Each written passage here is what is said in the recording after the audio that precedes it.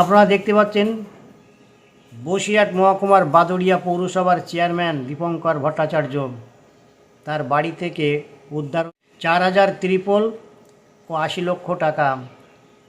আর তার পাটক্ষেতে লুকানো ছিল গুপ্তধন। মাটি করে গর্ত করে তার মধ্যে রাখা ছিল 5 বস্তা 500 টাকার নোট ও সোনার গহনা। গতকাল টাকা ও সোনার গহনা উদ্ধার করা হয়।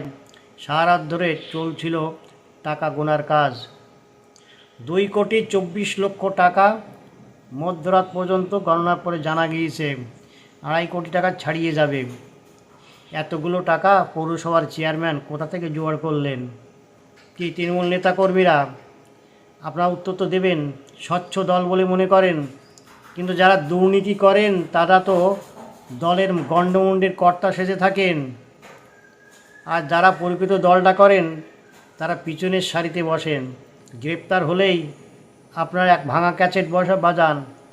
যে অন্যায় করেছে তার ব্যক্তিগত ব্যাপার, সে তারা দলের সঙ্গে যুক্ত নয়, দলকে এই ব্যাপারে সাপোর্ট করবে না।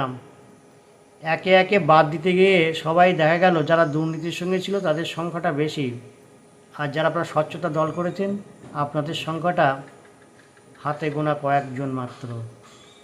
তাই এবার 2026-এ ভোটটা দিল না, ভোটটা পেল না।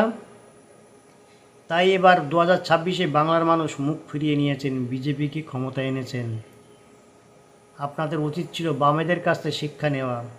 এবার বিজেপি আপনাদেরও এই বামফ্রন্ট আর তৃণমূল ওদের কাছ থেকে শিক্ষা নিয়ে কাজটা করুন। তাহলে আপনাদের ক্ষমতা যখন হারিয়ে যাবে, যে দলটা আসবে আপনাদেরও নেতা কর্মীদের বিরুদ্ধে এইভাবে গ্রেপ্তার করে তার বাড়ি থেকে উদ্ধার হতে পারে সোনার গহনা, টাকা ও অস্ত্রশস্ত্র। বাদুড়িয়া বিজেপির পৌর মণ্ডল সভাপতি বিশ্বজিৎ পাল তিনি কি বলছেন শুনুন। দেখেন, টানা রোদ্দুরে মাঠের মধ্যে তো দেখাই যাচ্ছে যে আমাদের বাদুড়িয়ার বাসীর কত উন্নয়ন করেছে এখানকার চেয়ারম্যান সাহেব। তিনি এই মাঠের মধ্যে তার উপার্জন, মানে মানুষের, গরিব মানুষের টাকা লুট করে, মানুষের টেরপোল, টাকা, সোনা, মানে সবকিছু লুট করেছে। লুট করে তিনি এখন বাঁচানোর জন্য মাঠের মাঝখানে গর্ত খুঁড়ে তার মধ্যে তার ওই জমানো সঞ্চয় সব এক জায়গায় করেছে।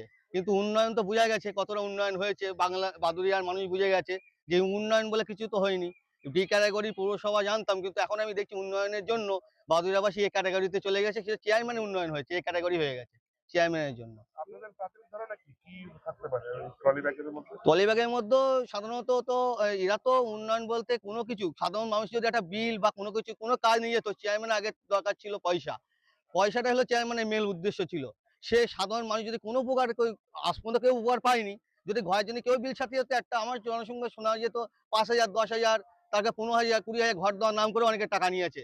সেসব টাকা মানুষের টাকা, সাধারণের টাকা, সেসব টাকা লুট করা টাকা মানুষ এখন চেয়ারম্যান নিজেকে বাঁচানোর জন্য মাঠের মাঝখানে গর্ত করে পুঁতে রেখেছে। ব্যাপার হচ্ছে আপনি তো গেলেন ওই ট্রলিগুলোর ভিতরে কি কিছু আপনি আঁচ করে আসতে পারলেন? হ্যাঁ, কি কি দেখলাম আছে তো, ভিতরে? ওখানে দেখলাম যে টাকা আছে, সোনা আছে, ট্রলি ভর্তি সোনা, ট্রলি ভর্তি টাকা। কটা ব্যাগ এখনো পর্যন্ত উদ্ধার করা গেছে? আপনি তো স্পট থেকে ঘুরে এলেন।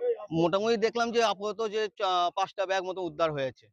আপনারা চাইছেন কি এখন আপনাদের? আমরা চাই সঠিক তদন্ত হোক এবং এই চেয়ারম্যানের বিরুদ্ধে সঠিক তদন্ত হোক এবং এর শাস্তি, কঠোরতম শাস্তি হোক। এইগুলোর পিছনে কি শুধু চেয়ারম্যানই দায়ী? এর বিরুদ্ধে চেয়ারম্যান দায়ী নেন, বড় মাথা হাত আছে, সেই মাথাকে খুঁজে বেড়ার জন্য আমরা তৈরি, কিন্তু মাথাকেও খুঁজে খুঁজে আমরা পাবো আগামী 10-15 দিনের মধ্যে, আশা করা যায়। আপনার নাম? আমার নাম বিশ্বজিৎ পাল, বাদুড়িয়া পৌর মণ্ডল সভাপতি।